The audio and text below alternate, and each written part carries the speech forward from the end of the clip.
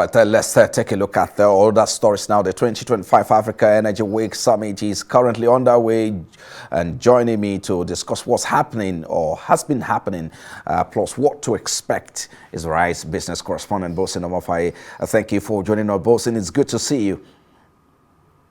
Thank you. Good evening, Frank. How's it?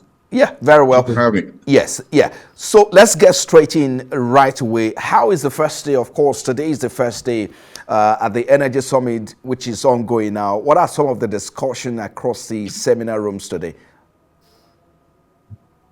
Well, of course, tomorrow is the opening formalities, as it were, Tuesday, the 30th of September.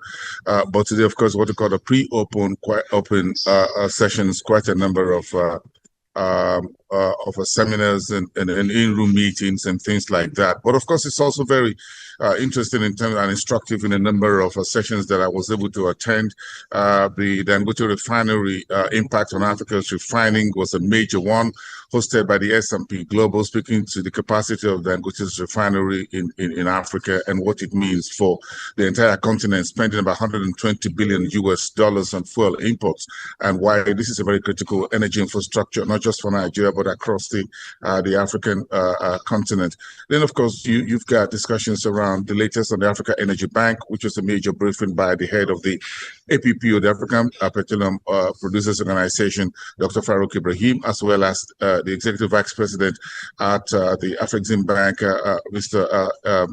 Haytham El Mayegi, providing details to the room. Then, of course, you've got Nigeria's Minister of State for Petroleum Resources, Hanikin Lokobiri, speaking to that event on Nigeria's hosting of that particular energy bank, $5 billion equity capital to take it up, what other countries on the continent are doing to bring on their own equity to the table, and of course the framework that we should get this specialized energy bank up and running for the benefit of the continent. Then we move to the Global Energy Leaders Forum, which was a major setting where you have South Africa's Minister of Electricity, Ramogopa, spoke to the agenda for Africa's energy. The G20 presidency, of course, which is about 2 months running for South Africa before that G20 leaders summit will take place here in South Africa. So quite a very busy day. The International Energy Forum, you've got the gas exporting countries of forum also spoke, officials also spoke at that particular leaders dialogue. The summarize it for you, Frank, is about getting Africa's energy independence up and running, taking an advantage of the just energy transition for the continent, and a bit of a pushback in terms of energy poverty. And to use the words of the Secretary General of the IEF, Jassim Al-Shirawi, says Africa energy poverty is not just an Africa's problem, it's a global problem that should be jointly addressed. Some of the highlights for today, as it were. Frank, back to you.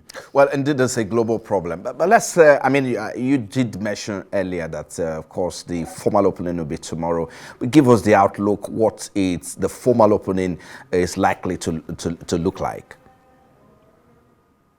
Well, as you know, a few African heads of state will be here, just one or two. But this is basically energy minister speaking, coming through from Senegal, talking to the Sangoma's multi-billion-dollar energy project, oil and gas in West Africa. You've got the ministers of energy from Angola, from Nigeria. We've got two ministers from Nigeria for gas, petroleum resources as well. You've got international energy companies, including local operators as well. Hess Energies, Owando, the rest of them, ExxonMobil, Chevron. There's going to be a special focus on OPEC and relationship with Africa. The Russians will be here in full force as well as the big names from the Middle East and of course the United States. So this is what you call a supermarket, in a manner of speaking, in terms of hundreds of delegates and key sessions that we'll be covering over the next 4 days from tomorrow till to the end of on Friday. It's going to focus mainly on why Africa's energy independence is very, very important, why Africa is the next global energy leader, and why we need to put all the resources that we can put together to support this.